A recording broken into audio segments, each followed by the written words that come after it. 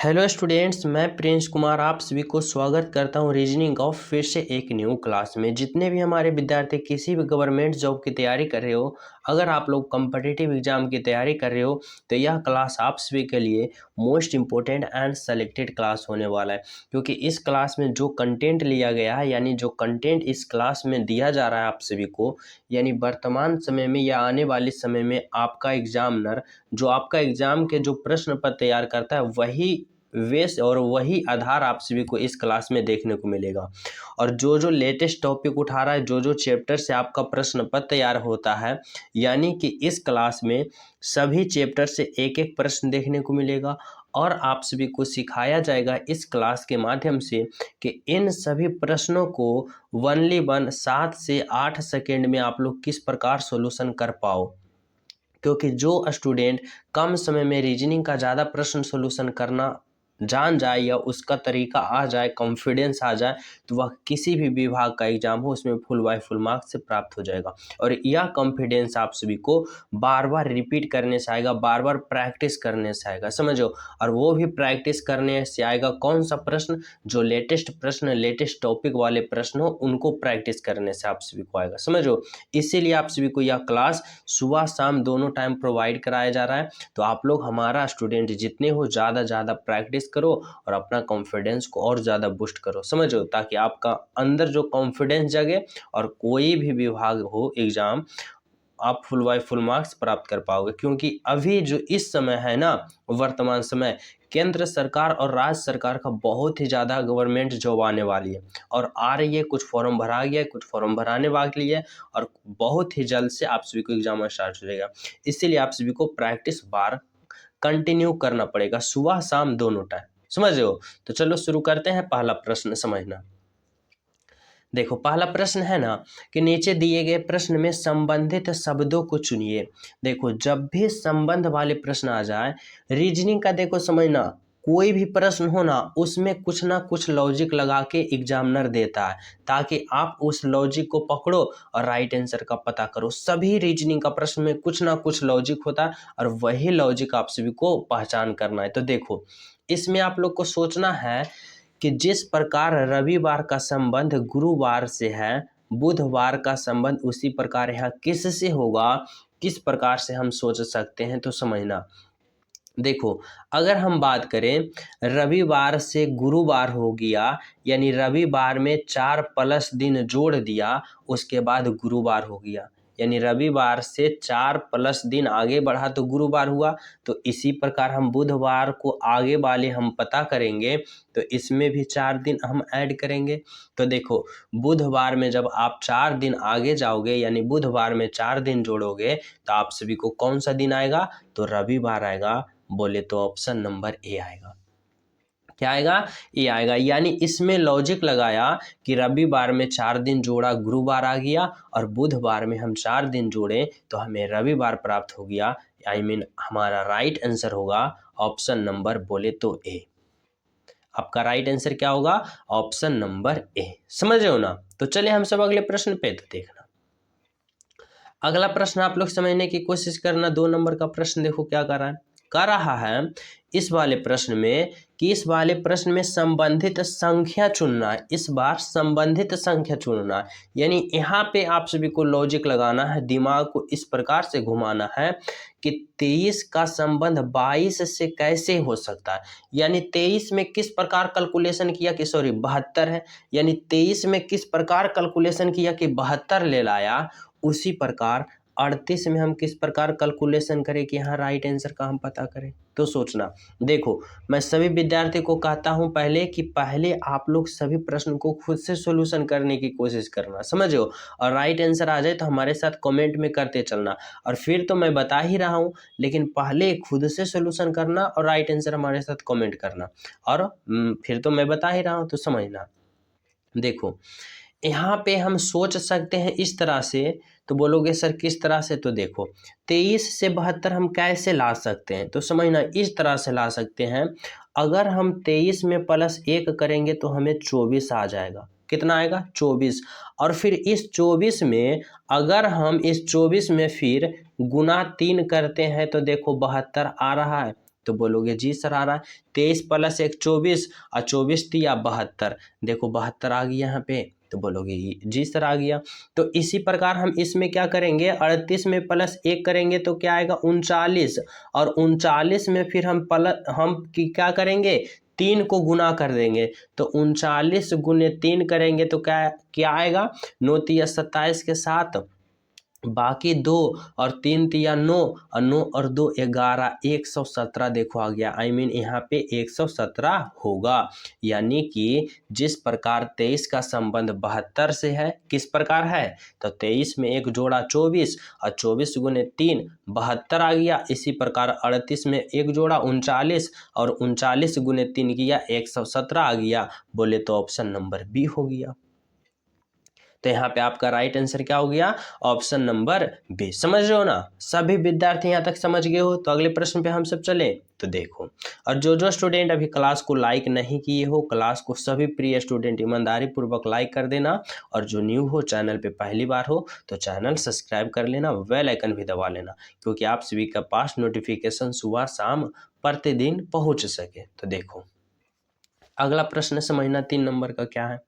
कह रहा है नीचे दिए गए प्रश्न में संबंधित अक्षरों को चुनिए। इस बार अक्षर बताना है, जैसे कि अल्फाबेट वाले संबंध बताना है, जैसे कि PS से संबंध VY जिस प्रकार होगा, FI से यहाँ पे क्या होगा।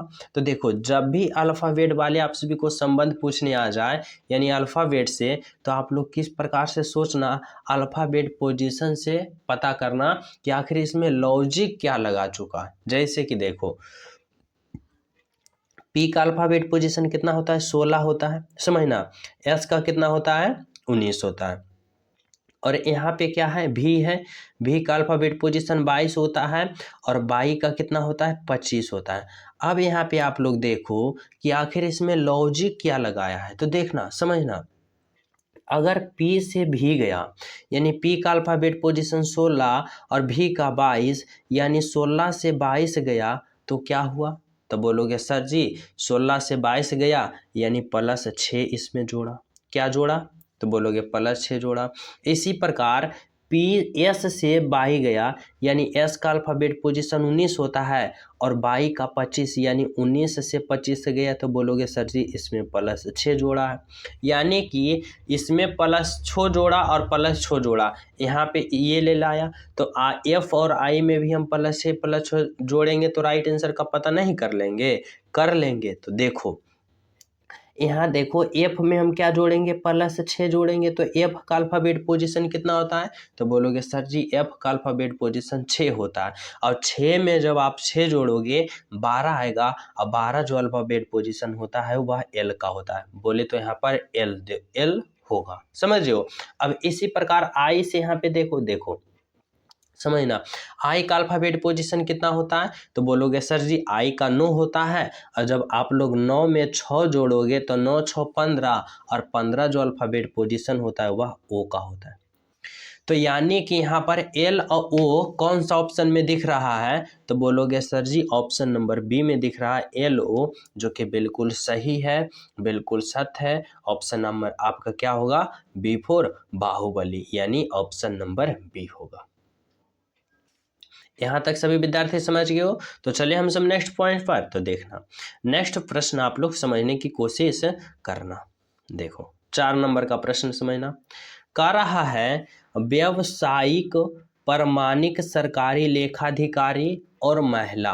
आप सभी को यहाँ पे सोचना होगा ना कि इन तीनों का एक साथ सही संबंध हम कौन सा आकृति में कौन सा आकृति हम चयन करें कि इन तीनों का एक साथ सही संबंध बता रहा है, कौन सा फिगर में सही संबंध बता रहा है।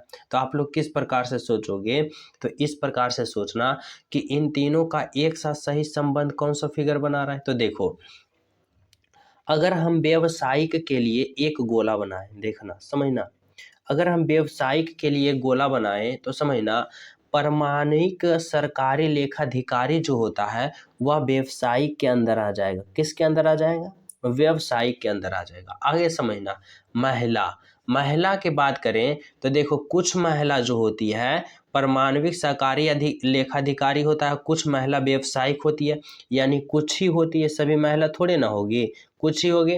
तो इस प्रकार से बोलो तो कौन सा ऑप्शन होगा, तो बोलोगे सर जी, बोले तो ऑप्शन नंबर बी होगा। यानी आपका राइट आंसर होगा ऑप्शन नंबर बी, जो इन तीनों का सही संबंध बता रहा है, बिल्कुल राइट आंसर होगा। समझ रहे हो ना।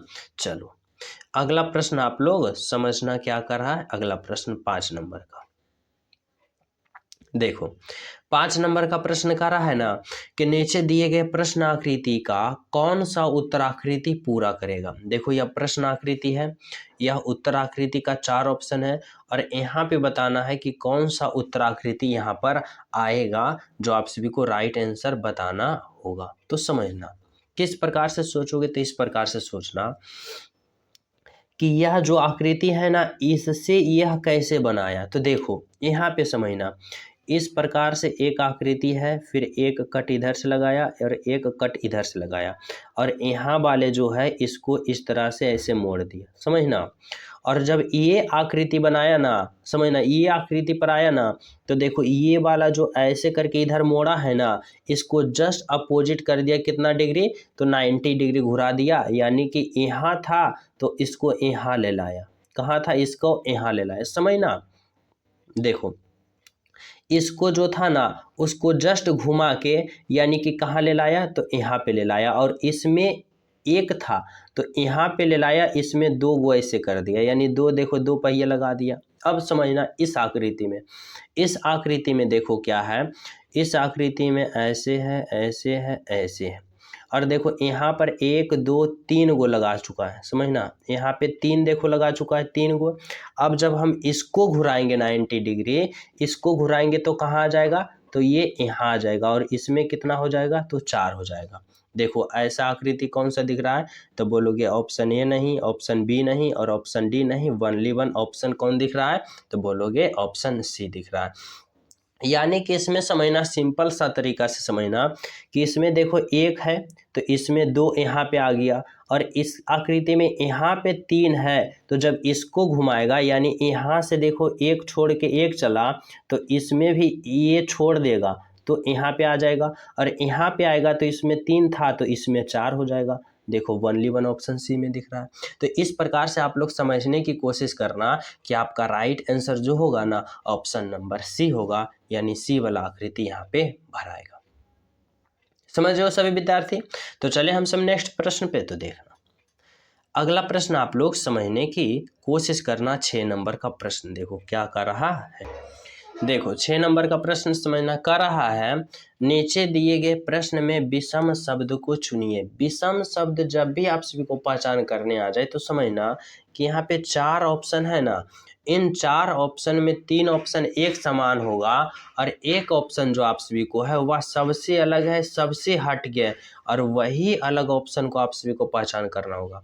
तो 3 ऑप्शन एक समान है, एक ऑप्शन सबसे अलग है, सबसे हट गया, वही ऑप्शन को चयन करना है। तो किस प्रकार से सोचोगे आप लोग, तो देखना यहाँ पे देखो कंगन जो है, टायर जो है, और कॉम्पैक्ट डिस्क जो होता है, यह जो ऑप्शन बी सी डी जो तीनों ऑप्शन है ना, इसका आकार गोल होता है। देखो कंगन का भी आकार गोल होता है, टायर का भी गोल, और कॉम्पैक्ट डिस्क का भी गोल, लेकिन पुस्तक यानी किताब का आकृति गोल कभी नहीं होता है।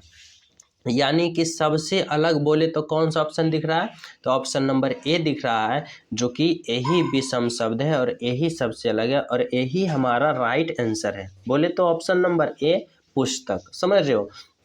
तो आप किस ऑप्शन को चयन करोगे, तो ऑप्शन नंबर ए। तो चलिए हम सब अगले पर। तो देखना अगला प्रश्न आप लोग समझने की कोशिश करना। देखो 7 नंबर का प्रश्न है, लुप्त संख्या ज्ञात करें, यानी मिसिंग नंबर बताना है। मिसिंग नंबर यानी कि यहाँ पे जो वाट है ना, इसके जगह क्या होगा, जो आप सभी को सोचना समझना होगा। तो देखो ये प्रश्न आप लोग इस तरह से कर सकते हो, जैसे कि या तो सॉल्यूशन आप इस प्रकार से चलो, या तो फिर आप लोग इस प्रकार से चलो। तो इसमें हमें किस प्रकार से सोचना है, तो देखो अगर हम इस प्रश्न में इस प्रकार से चलते हैं तो यहाँ पे इस प्रकार से सोचना पड़ेगा कि 3, 4, 2 में हम आपस में इन तीनों का कैलकुलेशन किस प्रकार करें कि हमें 24 प्राप्त हो जाए। उसी प्रकार 1, 6, 5 में हम किस प्रकार कैलकुलेशन करें कि हमें 30 प्राप्त हो जाए। और इसी प्रकार 8, 9, 2 में हम किस प्रकार कैलकुलेशन करें कि हाँ हमारा राइट आंसर प्राप्त हो जाए। समझ रहे हो? तो किस प्रकार से सोच सकते हो, तो इस प्रकार से सोचना, जैसे कि समझो, देखो अगर हम 3 गुने 4 करते हैं तो 4 तिया 12, और फिर गुने 2 करते हैं तो 12 दूना 24, यानी देखो यहाँ पे 24 आ गया। यानी पहला गुने दूसरा गुने तीसरा किए तो हमें ये वाला 24 आ गया। तो यही मेथड हमें इसमें भी लागू करना पड़ेगा। 1 गुने 6 करेंगे तो 6 आएगा, और 6 गुने 5 करेंगे तो 6 5 30, देखो 30 आ गया। तो बोलोगे जी सर आ गया।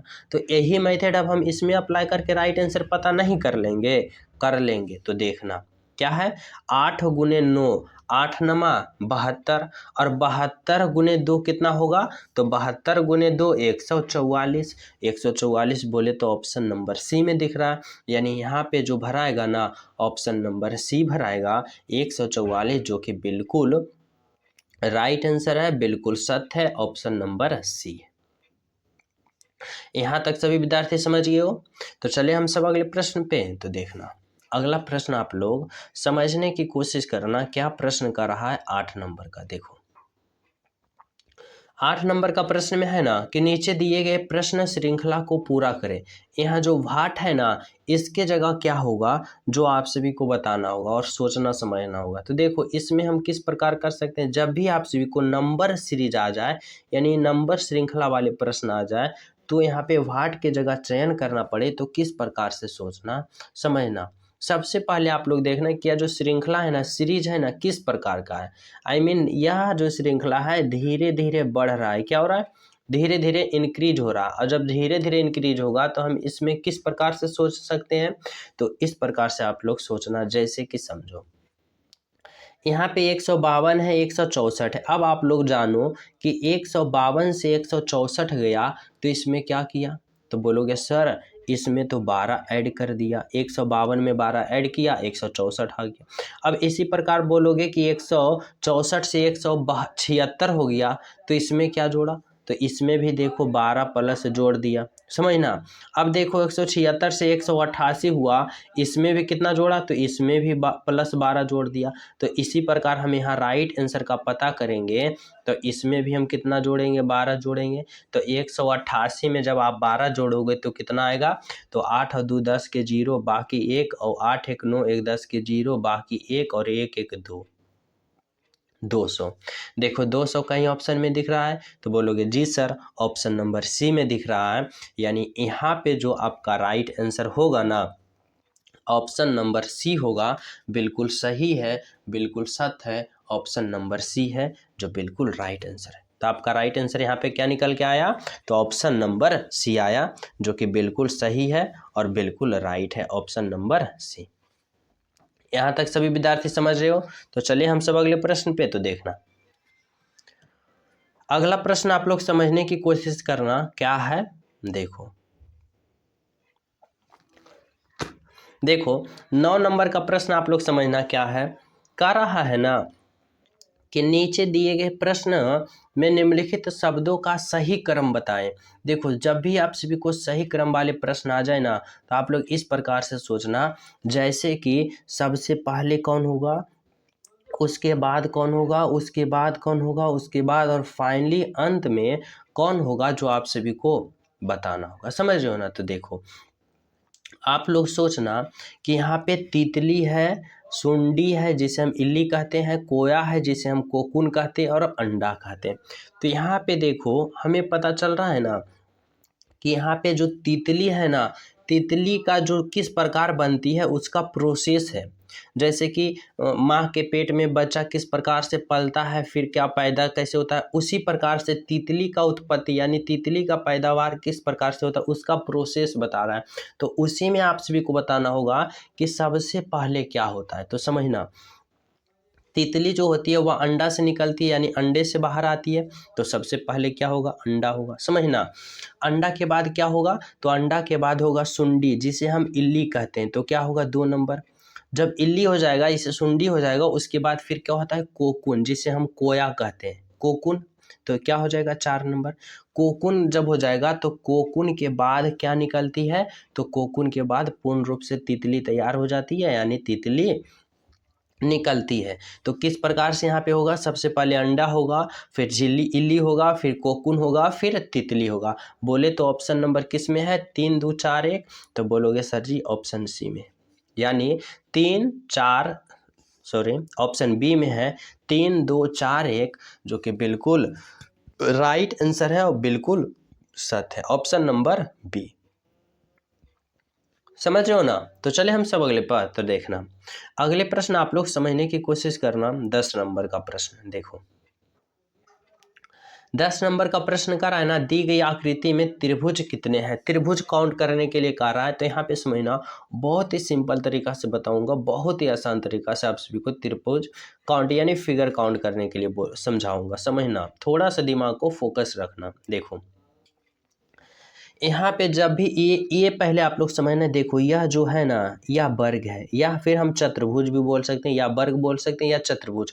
और देखो चतुर्भुज के अंदर जब आप सभी को त्रिभुज काउंट करने के लिए बोलेगा ना, तो आप लोग क्या करोगे, सबसे पहले छोटे छोटे खंडों को काउंट करोगे। जैसे कि देखो इसमें कितना छोटे छोटे खंड है, 1 है, 2 है, 3 है, 4 है, 5 है, 6 है, 7 है और 8 है। देखो चतुर्भुज के अंदर छोटे छोटे खंडों में त्रिभुज की संख्या कितनी है, 8 है। अब देखो यहाँ पे 8 है ना, और इसमें 2 गुना कर देना, यानी 8 दूना 16, यानी इसमें ओवरऑल त्रिभुजों की संख्या कितना है, 16। किसके अंदर, इस चतुर्भुज के अंदर कितना त्रिभुज है, 16 त्रिभुज। अब देखो एक त्रिभुज, यहाँ देखो 17 त्रिभुज है, एक ये हो गया 18 त्रिभुज, समझ रहे हो। और फिर देखो कहाँ है, 18 त्रिभुज हो गया। फिर देखो एक त्रिभुज ये हो गया 19 त्रिभुज, और एक त्रिभुज इस तरह से हो जाएगा 20 त्रिभुज। देखो इसमें कितना त्रिभुज है, तो ओवरऑल त्रिभुजों की संख्या 20 है। बोले तो ऑप्शन नंबर सी है। यानी जब भी आप सभी को चतुर्भुज के अंदर पहले काउंट करने के लिए त्रिभुज बोले ना, तो छोटे छोटे खंडों करना 8, तो 8 गुने और उसके बाद 2 से गुना कर देना। तो 8 गुने 2 16 त्रिभुज हो गया, और फिर एक 17 त्रिभुज ये, 18 त्रिभुज ये, और एक ये वाला 19 त्रिभुज, और फिर एक इधर वाले एक त्रिभुज 20 त्रिभुज। यानी ओवरऑल इस आकृति में 20 त्रिभुज है, जो बिल्कुल राइट है, बिल्कुल सत्य है।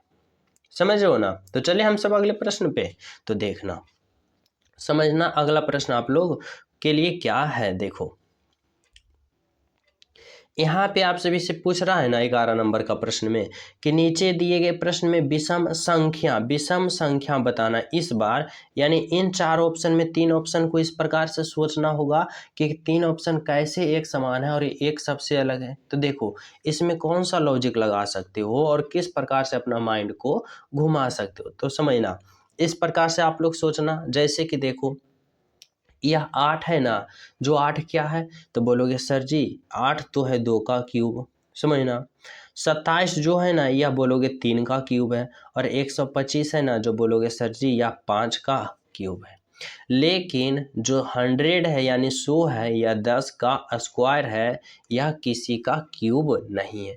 तो यानी कि option A, option C, option D एक समान है, पर ऑप्शन बी जो है यह सबसे अलग है, सबसे हट के है, और यही आपका राइट आंसर है, यही आपका सत्य है, ऑप्शन नंबर बी। तो आपका राइट आंसर क्या है, ऑप्शन नंबर बी है, जो बिल्कुल सही है, बिल्कुल सत्य है। समझ रहे हो ना। तो चलिए हम सब अगले प्रश्न पे तो देखना।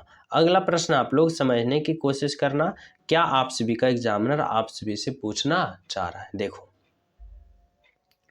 यहाँ पे करा है ना, कि यदि गुना का अर्थ जोड़ है, भाग का अर्थ घटाव है, जोड़ का अर्थ भाग है, तथा घटाव का अर्थ गुना है, तो इसका मान क्या होगा, जो आप सभी को बताना होगा। तो देखो जो मान का अर्थ जो मान का रहा है ना, उसको मान हमें रखना होगा, और राइट आंसर का पता करके हम कैलकुलेशन करके राइट आंसर पता करेंगे। जैसे कि समझना, यहाँ पे क्या है 78 है, तो 78 होगा।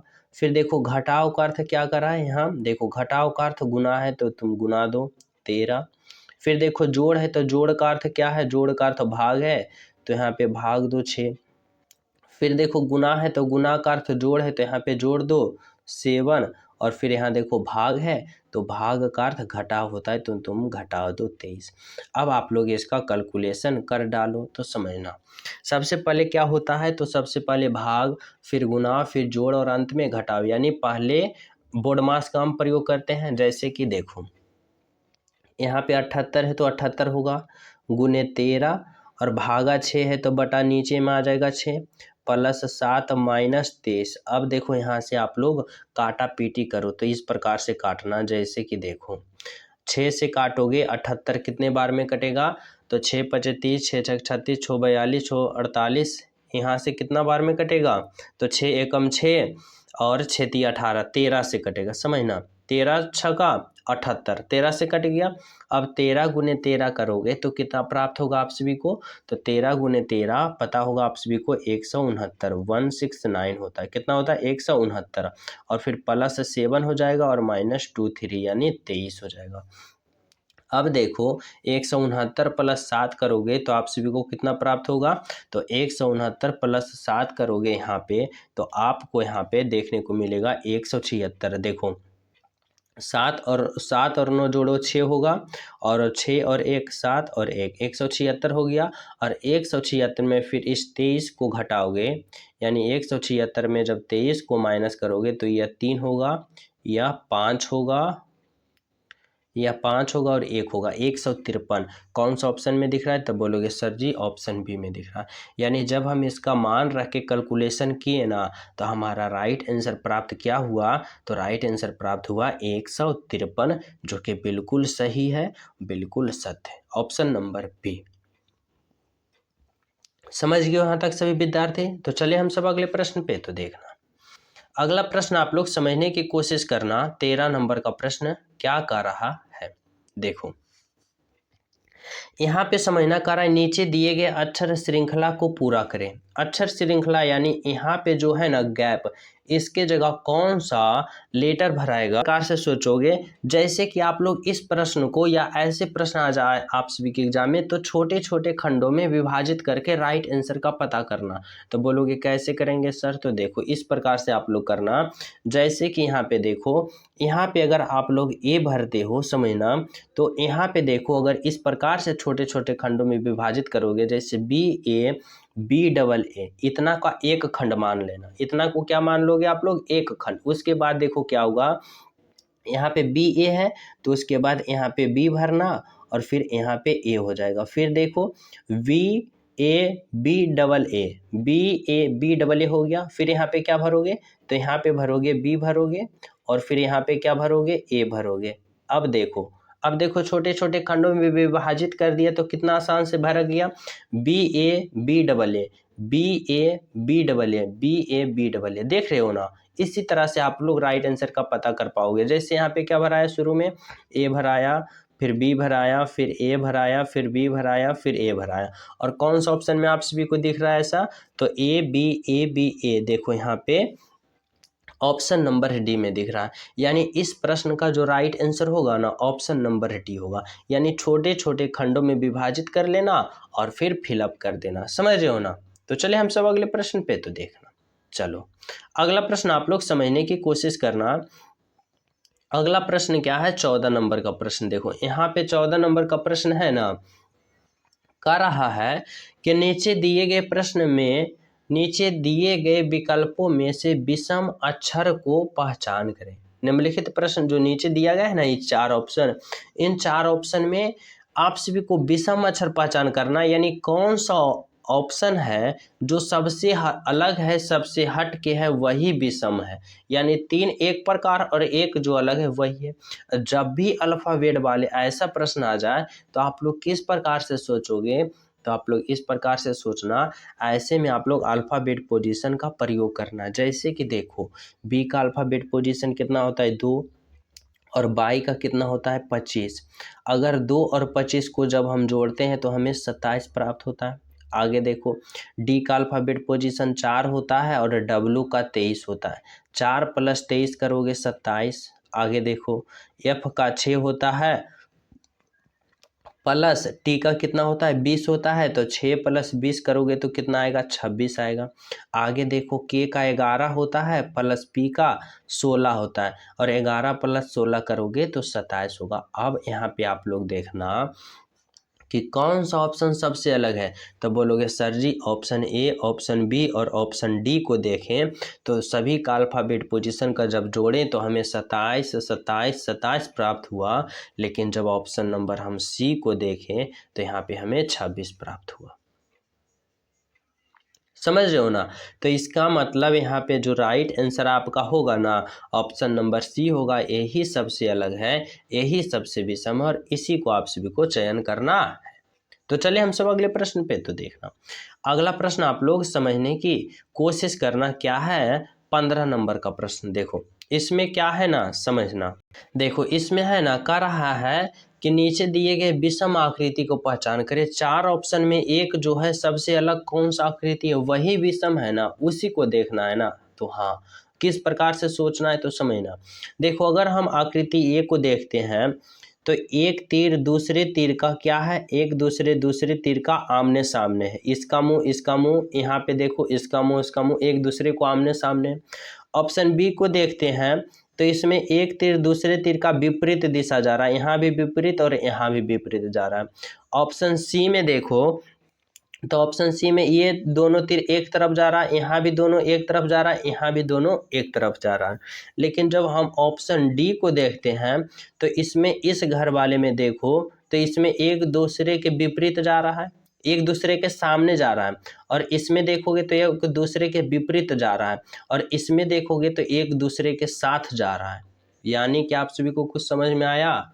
तो आया क्या आया कि ऑप्शन ए में जो है जो तीनों खाने में यानी तीनों घन वाले में तीनों जो है ना एक डायरेक्शन में जाता है, यानी दोनों सामने जा रहा है तो दोनों सामने जा रहा है, दोनों विपरीत जा रहा है तो यानी ई घन में तीनों घर में तीनों विपरीत दिशा में जा रहा है। इसमें तीनों में एक साथ जा रहा है तो तीनों में एक साथ जा रहा है। लेकिन इस तीनों में क्या हो रहा है कि इसमें एक साथ जा रहा है तो इसमें उल्टा पुल्टा जा रहा है, इसमें सीधा जा रहा है। हमारे कहने का मतलब है कि ऑप्शन नंबर डी जो है सबसे अलग है और सबसे विषम है। बोले तो ऑप्शन नंबर डी यहाँ पे आपका बिल्कुल राइट आंसर होगा, बिल्कुल सत्य होगा ऑप्शन नंबर डी। समझ रहे हो सभी विद्यार्थी। तो चलिए हम सब अगले प्रश्न पे तो देखना। अगला प्रश्न आप लोग समझने की कोशिश करना। 16 नंबर का प्रश्न क्या कह रहा है, देखो कह रहा है कि नीचे दिए गए प्रश्न में संबंधित शब्द को चुनिए। संबंधित शब्द को चुनना है, बताना है लोकसभा का संबंध अध्यक्ष से जिस प्रकार होगा राज्यसभा का संबंध यहाँ पे किससे होगा। तो देखो ऐसा प्रश्न बहुत ही इंपॉर्टेंट होता है, 100 के 100% इंपॉर्टेंट एंड सेलेक्टेड प्रश्न होता है, क्योंकि ऐसा बार बार रिपीट करता है एग्जामिनर। समझ रहे हो। तो देखना यहाँ पे समझना किस प्रकार से है, क्योंकि यह जो है ना जीके का सेशन में भी आ जाता है। तो किस प्रकार से, इसी प्रकार से इंपॉर्टेंट हो जाता है। जैसे देखो लोकसभा का जो हेड होता है, जिसे हम प्रधान कहते हैं, हेड होता है, वह कौन होता है तो अध्यक्ष होता है, लोकसभा अध्यक्ष होता है। लोकसभा का हेड कौन होता है या लोकसभा का प्रधान कौन होता है तो लोकसभा अध्यक्ष होता है। इसी प्रकार राज्यसभा का हेड कौन होता है या राज्यसभा का प्रधान कौन होता है तो कौन होता है तो बोलोगे उपराष्ट्रपति होता है। यानी कि जिस प्रकार लोकसभा का प्रधान या फिर हेड अध्यक्ष होता है, लोकसभा अध्यक्ष होता है, उसी प्रकार राज्यसभा का हेड यानी कि प्रधान कौन होता है तो उपराष्ट्रपति होता है। यानी ऑप्शन नंबर बोले तो सी होता है। समझ रहे हो। यहाँ तक सभी विद्यार्थी समझ गए हो। तो चले हम सब अगले प्रश्न पे तो चलें। देखो और जो जो अभी क्लास को लाइक नहीं की हो सभी स्टूडेंट लाइक कर देना, और जो न्यू हो चैनल पे पहली बार हो तो चैनल सब्सक्राइब कर लेना। यहाँ पे आप सभी को संख्या से संबंध बताना है। यहाँ पे सोचना है कि 8 का संबंध 256 से किस प्रकार ले लाया, उसी प्रकार कौन सा ऑप्शन में हम यहाँ पे इसी प्रकार से इसी के रूल के आधार पे हम कौन सा ऑप्शन को राइट आंसर चयन कर सकते हैं। तो किस प्रकार से सोचोगे तो आप इस प्रकार से सोचना जैसे मैं बता रहा हूँ, समझना। देखो यहाँ पे आप लोग सोचो इस प्रकार से कि 8 से 256 कैसे लाया। अगर हम इस 8 का क्यूब करते हैं तो बोलोगे सर जी 8 का क्यूब 512 होता है। कितना होता है? 512। लेकिन जब 512 से आप सभी को यहाँ पे लाना है 226, तो इसके लिए 512 में आप लोग 2 से भाग दोगे तो कितना आएगा? तो 2 दूना 4, 2 दूना 4, 2 पचे 10 और 2 छक्का 12, यानी 256 देखो आ गया। तो बोलोगे जी सर आ गया। अब देखो यहाँ पे कि कौन सा ऑप्शन यहाँ पे फिलअप हो रहा है, जिसको हम अगर क्यू करते हैं और 2 से भाग देते हैं तो राइट आंसर आता है। देखो ऑप्शन ए तो होगा नहीं, ऑप्शन सी होगा नहीं, ऑप्शन डी होगा नहीं, अब बचा ऑप्शन बी। तो चलो ऑप्शन बी को चेक कर लेते हैं। तो 10 का देखो क्यूब करेंगे तो 10 का क्यूब सभी विद्यार्थी को पता होगा 1000 होता है, और जब 1000 में 2 से भाग दोगे तो 500 होगा। I mean option number B होगा जो कि हमारा राइट आंसर होगा, बिल्कुल सत्य होगा। किस प्रकार? तो जिस प्रकार 8 का क्यूब करके 2 से भाग दिया, उसी प्रकार 10 का क्यूब करके 2 से भाग दिए, हमारा राइट आंसर आ गया। समझ रहे हो ना? तो चले हम सब अगले प्रश्न पे। तो देखना अगला प्रश्न आप लोग समझने की कोशिश करना क्या कर रहा है। देखो 18 नंबर का प्रश्न यहाँ पे कह रहा है ना कि नीचे दिए गए श्रृंखला को पूरा करें। या जो सीरीज है ना, या व्हाट के जगह क्या होगा, जो आप सभी को सोचना समझना होगा और बताना होगा। तो इसमें आप लोग किस प्रकार से लॉजिक लगा सकते हो? सबसे पहले ऐसे आप सभी को नंबर सीरीज वाले प्रश्न में आप लोग सोचना समझना कि आखिर यह सीरीज जो है ना किस प्रकार का है।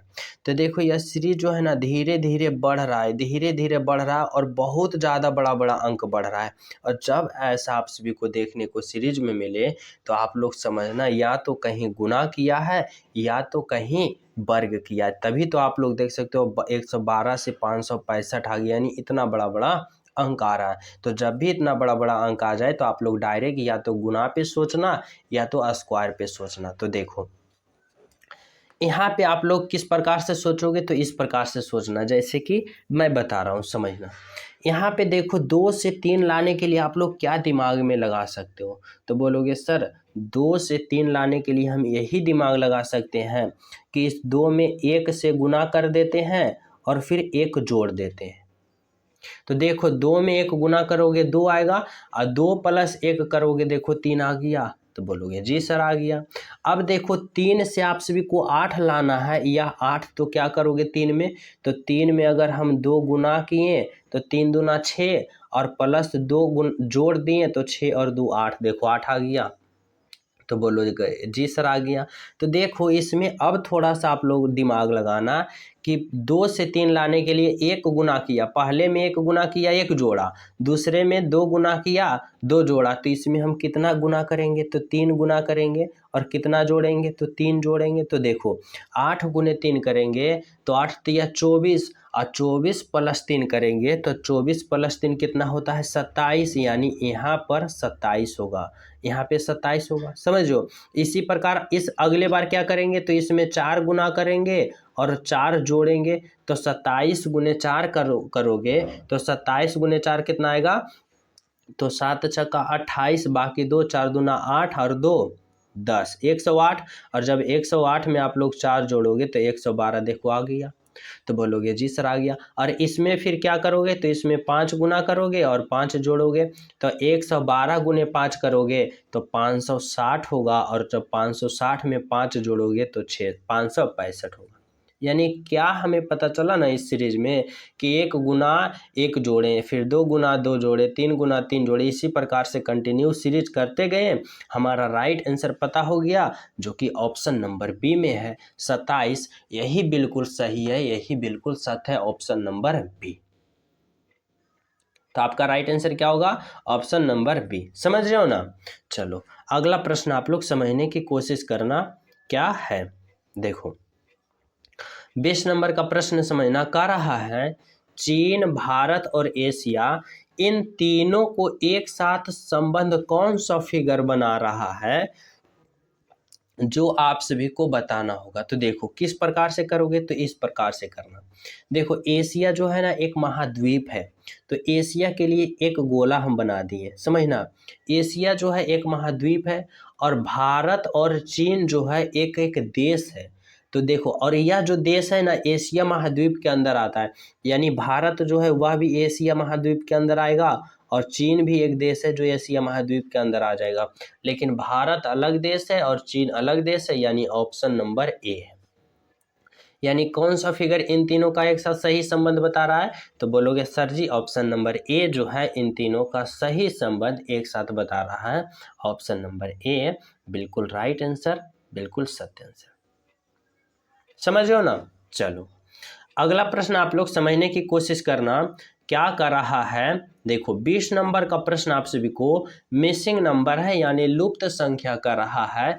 यहाँ पे आप सभी को बताना होगा इस भाट के जगह क्या होगा।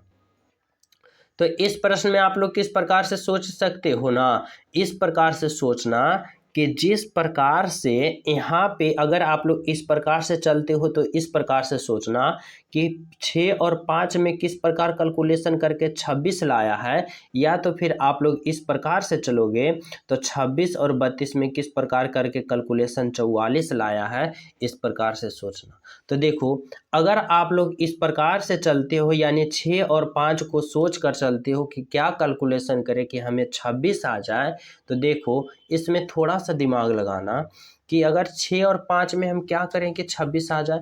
तो देखो अगर हम 5 में 4 से गुना करते हैं, इस 5 को 4 से गुना करते हैं तो 5 चौका 20 आ गया, और 20 को जब इस 6 को जोड़ते हैं तो 20 और 6 26 देखो आ गया। तो बोलोगे जी सर, तो इसमें क्या लॉजिक लगाया ना कि बीच वाले जो अंक है उसमें 5 गुना किया और 6 लाया तो 26 आ गया, और यही मेथड अगर इसमें भी लागू होके 32 आ गया ना, तभी आप लोग इसमें लागू करके राइट आंसर पता करना। अगर नहीं आया तो फिर अगर करोगे तो गलत हो जाएगा, यानी इसमें जब लागू ना हुआ ना तो इसमें भी लागू नहीं करना, दूसरा मेथड से सोचना। तो इसके लिए हम क्या करेंगे, सबसे पहले हम इसको जांच करेंगे। किसको जांच करेंगे, इसमें क्या आता है कि नहीं। तो देखो अगर हम इस 7 में 4 से गुना करते हैं तो समझना 7 गुने 4 कितना होता है, 7 चौका 28, और फिर इस 4 को जोड़ते हैं तो 28 प्लस 4 कितना होता है 32। देखो यहाँ पे 32 आ गया, तो बोलोगे जी सर 32 आ गया। यानी कि जो मेथड इसमें अप्लाई किया ना वही मेथड इसमें अप्लाई किया, और वही मेथड अब इसमें अप्लाई करके हम राइट आंसर पता नहीं कर लेंगे, कर लेंगे। तो देखना इस प्रकार से क्या करेंगे, सबसे पहले बीच वाले में हम 4 को क्या कर देंगे, गुना कर देंगे, यानी 9 में हम 4 को गुना करेंगे तो 9 चौका 36। अब देखो यहाँ पे सोचना कि इस 36 में यहाँ पे हम इसको जोड़ेंगे तो 36 में हम क्या जोड़ें कि हमें 44 आ जाए। तो समझना अगर हम इस 36 में ऑप्शन नंबर ए को जोड़ें यानी +8 को जोड़ें तो 36 + 8 कितना होगा, 8 तो 14 4 और बाकी 3 1 4, देखो 44 आ गया। तो बोलोगे जी सर आ गया। यानी कि यहाँ पर क्या होगा, तो यहाँ पर 8 होगा, तभी तो आप लोग 9 गुने 4 करोगे 36, और 36 + 8 करोगे तो 44 आएगा। तो बोलोगे जी सर, यानी आपका जो राइट आंसर होगा ना ऑप्शन नंबर ए होगा, बिल्कुल सही होगा, बिल्कुल सत्य होगा, ऑप्शन नंबर ए होगा। समझ रहे हो ना। नेक्स्ट प्रश्न देखो क्या कर रहा है, नेक्स्ट प्रश्न समझना 22 नंबर का प्रश्न यहाँ पे कर रहा है ना कि नीचे दिए गए निम्नलिखित शब्दों का सही क्रम बताएं। देखो जब भी आप सभी को सही क्रम वाले आ जाए तो वही सोचना कि सबसे पहले कौन होगा, उसके बाद उसके बाद उसके बाद और फाइनल अंत में कौन होगा, जो आप सभी को बताना होगा, सोचना समझना होगा। तो देखो किस प्रकार से आप लोग सोच सकते हो, तो इस प्रकार से सोचना कि सबसे पहले आखिर कौन आ सकता है। तो देखो समझना सभी विद्यार्थी यहाँ पे कि देखो अगर हम क्या है थकामंदा रात्रि दिन कार्य या नींद, देखो तो सबसे पहले क्या करेगा, तो सबसे पहले दिन होगा, क्या होगा, दिन होगा, दिन हो गया। दिन होने के बाद क्या करेगा, कार्य करेगा। सभी व्यक्ति क्या करता है, कार्य करता है, 5 नंबर होगा। कार्य करने के बाद फिर क्या करता है, कार्य करने के बाद वह क्या हो जाता है, थका मंदा हो जाता है। कोई भी व्यक्ति काम करता है तो उसके बाद थक जाता है, यानी 1 होगा। थका मंदा होने के बाद क्या होता है, तो उसके बाद रात्रि आएगा, यानी 2। और रात्रि जब हो जाएगा तो उसके बाद नींद लेगा, यानी अंत में नींद लेगा, आराम करेगा। वही तो कह रहा है कि सबसे पहले कौन होगा और सबसे अंत में कौन होगा। तो 3, 5, 1, 2, 4 कौन सा ऑप्शन में है, तो 3, 5, 1, 2, 4 ऑप्शन नंबर सी में है। देखो तो आपका राइट आंसर यहाँ पे क्या होगा, तो ऑप्शन नंबर सी होगा, जो कि बिल्कुल सही है, बिल्कुल सत्य है, बोले तो ऑप्शन नंबर सी। समझ रहे हो ना।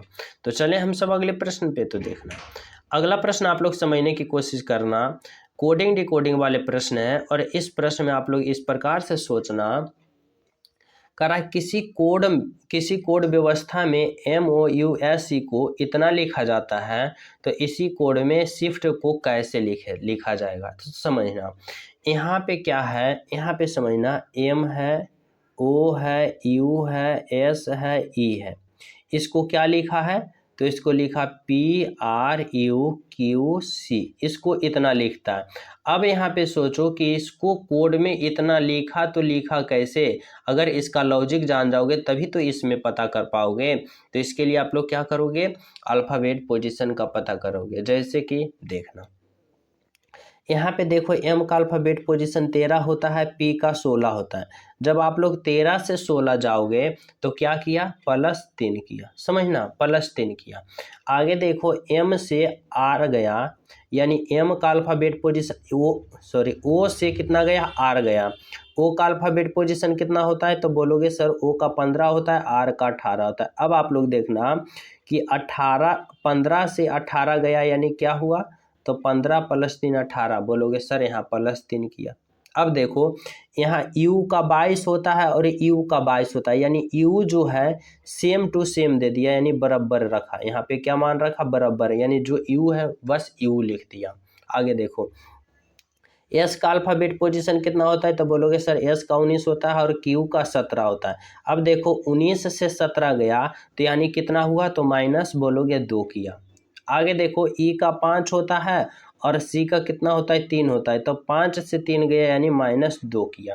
तो देखो क्या किया ना इसमें कि पहले +3, 2 गो में +3 जोड़ा और फिर तीसरा को वही बराबर रखा और फिर अंत वाले 2 गो के -2 किया। तो देखो अब हम इसमें भी वही इसी प्रकार से सोचेंगे, SHIFT का सोचेंगे। किस प्रकार से सोचेंगे, देखो यहाँ पे यहीं पे बता देते हैं। SH यहाँ पे क्या है, SHIFT शिफ्ट है। अब इसको हम किस प्रकार से सोचेंगे, तो इसको इस प्रकार से सोचेंगे जिस प्रकार से यहाँ पे ये सब सोचा है। तो देखो S का अल्फ़ाबेट पोजीशन 19 होता है और 19 में हम 3 जोड़ेंगे, तो 19 और +3 जोड़ेंगे तो कितना होगा, तो 19 और +3 जोड़ेंगे तो 22 होता है। और 22 नंबर पर क्या होता है, तो भी होता है। क्या होता है, भी होता है, यानी कि यहाँ पर भी दोगे। अब इसी प्रकार देखो H का अल्फ़ाबेट पोजीशन कितना होता है, तो H का 8 होता है।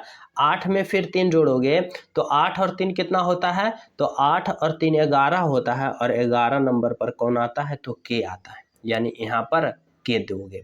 अब देखो I है, तो तीसरा नंबर पर देखो बराबर रखा है, यानी U का मान U रखा है, तो यहाँ पे I का मान हम I रखेंगे। समझ रहे हो ना। आगे देखना F का अल्फ़ाबेट पोजीशन कितना होता है, तो बोलोगे सर F का 6 होता है। F का 6 होता है और 6 में फिर कितना करोगे, तो 2 घटाओगे, तो 6 में 2 घटाओगे तो 4 आएगा। और 4 अल्फ़ाबेट पोजीशन D का होता है, यानी यहाँ पर D दोगे। इसी प्रकार देखो T है, T का अल्फ़ाबेट पोजीशन 20 होता है और 20 में जब आप लोग 4 घटाओगे तो कितना आएगा, 20 में आप लोग 20 में 4 नहीं 2 घटाना है, क्योंकि इसमें 2 घटाए तो इसमें भी 2 घटाओगे।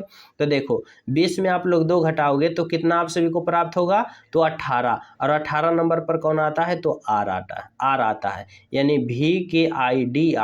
VKIDR कौन सा ऑप्शन में दिख रहा है, तो बोलोगे सर जी ऑप्शन सी में दिख रहा है, VKIDR option number C is the बिल्कुल राइट आंसर, बिल्कुल सत्य आंसर, ऑप्शन नंबर सी। यहाँ पे ये B है मानना और ये C है, टाइपर मिस्टेक है।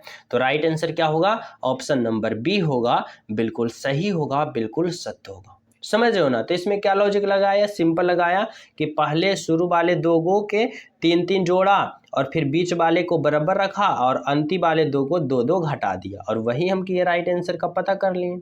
तो चलो अगला प्रश्न आप लोग समझने की कोशिश करना। देखो क्या है, 24 नंबर का प्रश्न कर रहा है ना यहाँ पे कि रामदेव अपने घर से दक्षिण में 40 मीटर चला। यानी यह प्रश्न डायरेक्शन वाले है और इसमें कुछ पॉइंट याद रखना। ऊपर की ओर उत्तर कहते हैं, नीचे की ओर दक्षिण कहते हैं, इधर पूरब कहते हैं और इधर हम पश्चिम कहते हैं। अब आप लोग सिंपल तरीका से समझना। कह रहा है रामदेव अपने घर से दक्षिण में 40 मीटर चला। रामदेव देखो यहाँ है, रामदेव बाबा नहीं, रामदेव समझना यहाँ है। यहाँ से घर के दक्षिण में 40 किलोमीटर चला। दक्षिण देखो नीचे है, तो नीचे कितना चला, तो 40 मीटर चला। कितना चला, नीचे की ओर 40 मीटर समझना, इस प्रकार से समझना। यहाँ पे है और यहाँ पे 40 किलोमीटर दक्षिण की ओर यानी नीचे चला, तो यहाँ पे 40 मीटर हो जाएगा। नीचे की ओर 40 मीटर चला। अब कह रहा है कि 40 मीटर चलने के बाद बाएं मुड़कर 10 मीटर चला। देखो जब वह रामदेव यहाँ पहुँचा ना, तो यहाँ के बाएं मुड़ेगा। जब बाएं मुड़ेगा तो इधर आएगा और इधर कितना चला, तो 10 मीटर। बोलोगे सर 10 मीटर चला। कितना चला, 10 मीटर। आगे देखो क्या, उसके बाद उत्तर में मुड़कर 20 मीटर चला। तो देखो उत्तर ऊपर की ओर कहते हैं और यहाँ पहुँचा, तो यहाँ से जब उत्तर जाएगा कितना जाएगा, 20 मीटर। तो कहाँ जाएगा, ऊपर की ओर, यानी यहाँ पहुँचा। यहाँ पे कितना चला, तो 20 मीटर चला। समझना, 20 मीटर उत्तर की ओर चला, यहाँ पहुँच गया। अब कर रहा है, अब प्रश्न को आप लोग समझना, क्या पूछ रहा है आपका एग्जामिनर। करा फिर अपने घर की ओर चला। यहाँ देखो यहाँ पहुँचा और यहाँ से अपने घर की ओर चलेगा, इधर चलेगा और इधर जाने के लिए वह किस दिशा में है, यानी कि घर उसका यहाँ है और वह है कहाँ, तो वह है यहाँ। घर यहाँ है, वह है यहाँ। तो यहाँ से इधर कौन सा दिशा है, तो देखो नीचे की ओर, यानी इसका घर यहाँ है तो वह यहाँ, रामदेव यहाँ है। तो कहाँ है, घर से नीचे की ओर, यानी दक्षिण में है। और इधर कौन सा है, इधर कौन सा, तो देखो पूरब है, यानी दक्षिण और पूरब। दक्षिण और पूरब कौन सा ऑप्शन में दिख रहा है, तो बोलोगे सर जी ऑप्शन बी में। यानी वह किस दिशा में है, तो दक्षिण पूरब में। यानी घर से वह किस दिशा में है, तो दक्षिण पूरब में है। यानी राइट आंसर आपका जो होगा ना, दक्षिण पूरब होगा। बिल्कुल सही है, बिल्कुल सत्य है। बोले तो ऑप्शन नंबर बी4 बाहुबली। समझ गए हो ना यहाँ तक। तो चले हम सब अगले प्रश्न पे तो देखना। 25 नंबर का प्रश्न समझना। कर रहा है कि नीचे दिए गए प्रश्न आकृति का दर्पण छवि चुनना है, मिरर इमेज बताना है। और मिरर इमेज में क्या होता है ना कि दाएं वाला बाएं में चला जाता है और बाएं वाला दाएं में चला जाता है, यानी उलट पुलट जाता है। तो देखो यहाँ पे मिरर है और इसका जो प्रतिबिंब बनेगा, इस प्रश्न आकृति का जो प्रतिबिंब बनेगा मिरर में, कौन सा ऑप्शन वाले आकृति है जो सही मिरर दर्पण बनेगा, यानी कि सही दर्पण छवि बनाएगा, जो आप सभी को बताना होगा। तो यह प्रश्न मैं आप सभी को होमवर्क के रूप में दे रहा हूं और सभी विद्यार्थी ईमानदारी पूर्वक इस प्रश्न का राइट आंसर कमेंट में बताना कि सर जी 25 नंबर वाले प्रश्न का right answer option A, option B, option C, option D, जो भी आप सभी को लगे कि यह राइट आंसर है, कमेंट में बिल्कुल करना। समझो, सभी विद्यार्थी ईमानदारी पूर्वक करना। और जो न्यू हो, क्लास को अभी तक लाइक नहीं किए हो, तो सभी विद्यार्थी क्लास को लाइक कर देना और जो न्यू हो चैनल सब्सक्राइब कर देना। और साथ ही टेलीग्राम लिंक डिस्क्रिप्शन में है, वहाँ भी ज्वाइन हो जाना और क्लास को शेयर करना। और अंत में जाते जाते इस क्लास के बारे में प्यारा सा कमेंट जरूर करना। मिलते हैं आप सभी को अगले क्लास में, जब तक सभी को हमारे तरफ से जय हिंद।